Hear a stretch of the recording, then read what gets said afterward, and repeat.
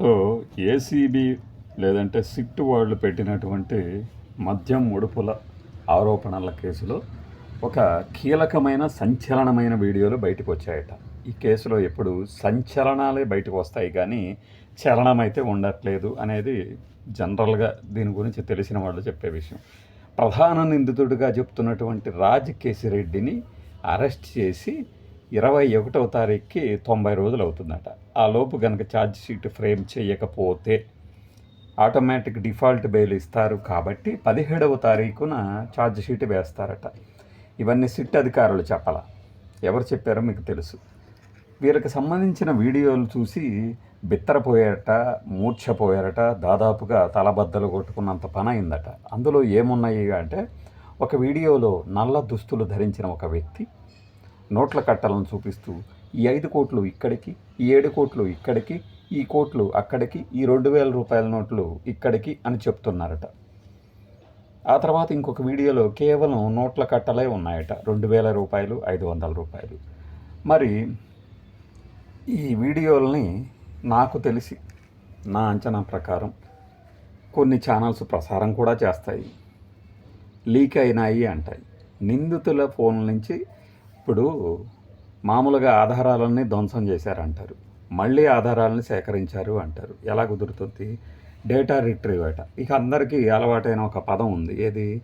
ఎంత తెలివైన దుర్మార్గుడైనా, ఎంత తెలివైన నేరస్తుడైనా ఎక్కడో చోట ఒక చిన్న తప్పు చేస్తాడు, దాన్ని పట్టుకొని ముందుకెళ్తారు అని ఒకటి రాసేసి, ఇదిగో ఈ రాజ్ కేసిరెడ్డి అండ్ కో ఏం చేశారు అంటే, మద్యం ముడుపుల తాలూకు, సొమ్ముల తాలూకు వీడియోలు కూడా తమ తమ ఫోన్లో చిత్రీకరించి దగ్గర పెట్టుకొని రిజల్ట్స్ వచ్చిన తర్వాత రివర్స్గా అయినాయట ఫలితాలు. కాబట్టి వాళ్ళు వెంటనే అవన్నీ ధ్వంసం చేశారట. ఏది? లిక్కర్ షాపులకి ఎక్కడెక్కడ ఇండెంట్ పెట్టారో సిస్టమ్స్ ధ్వంసం చేశారట.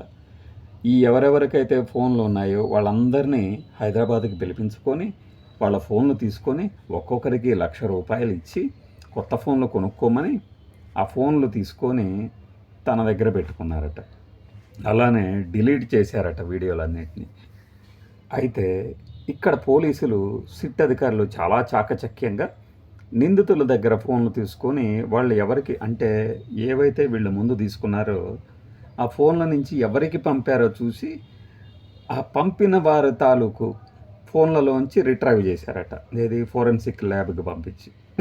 చూడండి, వీడియో షూట్ చేసిన వాళ్ళు పలానా వారికి పంపించారట. ఏది? ఆధారం కోసం అని చెప్పేసి పెద్దలకి ఈ ముడుపుల వీడియోలు ఎవరెవరికి పంచుతున్నాము అనేది ఒక సాక్ష్యం కోసం ఎవరికో పంపారు. ఇప్పుడు నిందితులు అని చెప్తున్నారు కదా, నిందితులు ఎవరినైతే అరెస్ట్ చేశారో నిందితులు అని చెప్తున్నారో వాళ్ళ ఫోన్ల నుంచి రిట్రైవ్ చేశారట.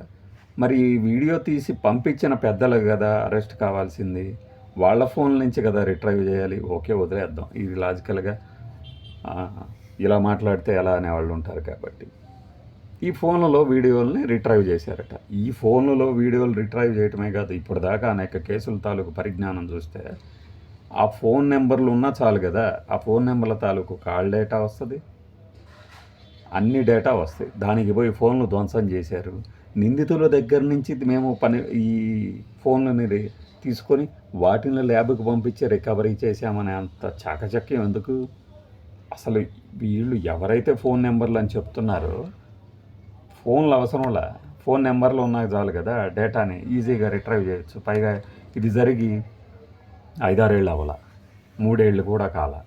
కాబట్టి మామూలుగా కాల్ డేటా ఈ టెలికోల దగ్గర 3 ఏళ్లకు మించి ఉంచరు, తర్వాత తీసేస్తారంటారు. సో 3 ఏళ్ళు కాలేదు, సంవత్సరం కూడా పూర్తిగా గడవలేదు కాబట్టి వాళ్ళ దగ్గర నుంచి ఈజీగానే తీసుకోవచ్చు కదా. దీనికి పోయి చాకచక్యంగా వ్యవహరించాము, అది చేశాము, ఇది చేశాము, మేము కాబట్టి దీన్ని చేశాము అని సంచలనం. ఖచ్చితంగా సంచలనమే, కాకపోతే చలనం ఉండట్లేదు కదా కేసుల్లో.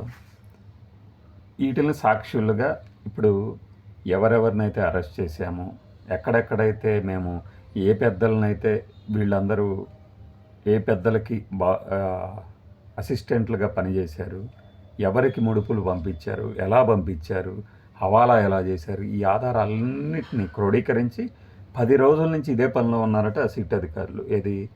న్యాయ నిపుణులు, ప్రభుత్వ లాయర్లతో మాట్లాడుతూ ఎలా పకడ్బందీగా ఎఫ్ఐఆర్ వేద్దామని 10 రోజుల నుంచి గుర్తుపెట్టుకోండి. జూలై 14 ఇవాళ. జూలై 4 నుంచి ఇదే పనిలో ఉన్నారట. 17వ తారీఖు ఛార్జ్ షీట్ వేస్తారట.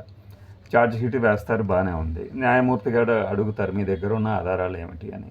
ఈ వీడియోలు ఉన్నాయి సార్ అంటారు. ఈ వీడియోల్లో డబ్బు కట్టల మధ్య ఉన్న వ్యక్తి ఏం చెప్పాడు, ఎవరికి పంపించాడు, నిజంగా పంపించాడా లేదా, దానికి ఆధారం ఉందా, మీరు సొమ్ము పట్టుకున్నారా, ఏది ఆ సొమ్ము అని క్లియర్గా అడుగుతారు కదా. మొన్న బాలాజీ గోవిందప్పో నిజలింగప్పనో ఎవరినో ఒకరిని ఈ దగ్గర ఆధారం ఏం ఆధారాలు ఉన్నాయి అన్నారు కదా. ఇదే జరుగుతుంది. దీనికి అంటే సంచలనం కలిగిద్దాం మనం. చలనం సంగతి తర్వాత, సంచలనం అయితే ఖచ్చితంగా కలిగిద్దాం అనే ఒక ధోరణి అయితే కనిపిస్తుంది. ఇలాంటి మసాలా స్టోరీలు ఇంకా వస్తాయి. ఇవాళ 14 కదా, జూలై 17కి ఇంకా వస్తాయి. ఛార్జ్ షీట్లో ఇప్పుడు పోలీసులు పెట్టిన ఛార్జ్ షీట్లో ఏదో నిజంగా న్యాయమూర్తి ఇచ్చిన తీర్పులాగా పెట్టిన కంప్లైంట్లో ఉన్న విషయాల్ని అవేవో నిజంగానే జరిగినట్టు ఎవరు అనుకుంటారు? అవన్నీ నిరూపితం అయితే సంచలనం, నిరూపితం కానంత వరకు స్టోరీస్. ఈ స్టోరీలే మన వాళ్ళకి కావాలి, ఫ్యాక్ట్లు అవసరం లేదు కదా. హాయిగా ఎంజాయ్ చేయండి ఈ స్టోరీని చూసి. బై.